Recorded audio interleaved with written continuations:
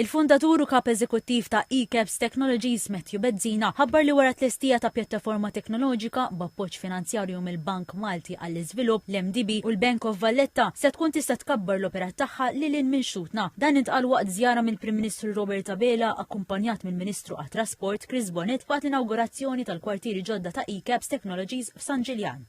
Tul dawn l-aħħar snin investejna 18 miljun f'pjattaforma li llum il-ġurnata qed tikkompeti f'Malta.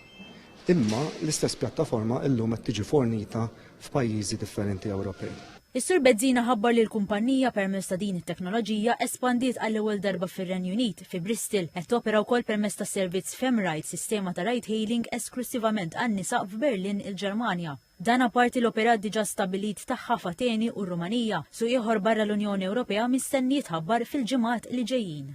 Tudu l-aħħar sena sentej, ir-rol tagħna kien li nkomplu ninvestu fit-teknoloġija. Nużaw il-Malta bħala test base.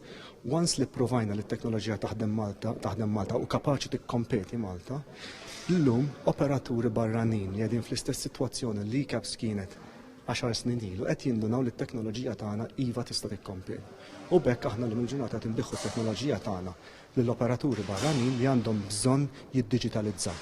Il-Prim Ministru stqar li l-rwol tal-istituzzjonijiet bħall-MDB u kruċjali biex kumpaniji Maltin ikomplu jikbru fis-swieq internazzjonali. Saħaq li din mhix biss storja ta' suċċess iżda mudell għal ħafna startups oħra Maltin li għandhom l-ambizzjoni li jilħqu is-swieq barranin. Hawnhekk qed tara kumpanija illi telqet minn ħolma ta' 3 tfal, 3 żgħażagħ, illi jemmnu fl-aspirazzjoni tagħhom u l-pajjiż irreċiproka billi irripristina lura dik il-fiduċja li huma urew f'pajjiżhom. Telqu minn xogħol ta' sewwieqa ta' 3 taxis baqgħu jagħmluh sal-2019 dawn it-3 taħwa.